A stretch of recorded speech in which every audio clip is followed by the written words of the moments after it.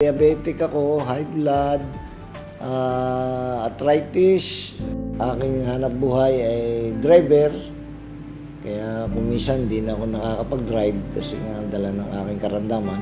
Kapag ako'y nakakaramdam ng hilo, ay dala ng aking high blood ay ako'y natabi na lamang at baka ako'y mga aksidente ay mahirap naman. Ang anak ko'y binibigyan ako ng pambili ng gamot. Iniinom ko naman pero nahihilo pa rin ako pag nagtatagal eh. Nahihilo ko, kuminsan eh nasakit nga ang ulo ko. Umanap ako ng remedyo na aking makakatulong sa akin at makakatipid-tipid ng kaunti. Sa ngayon, ako'y nakakapag-drive na muli at talagang sa pamamagitan ng King's Herbal at 3 beses ako nainom maghapon at nakapagdulot naman sa akin ng kaginawahan.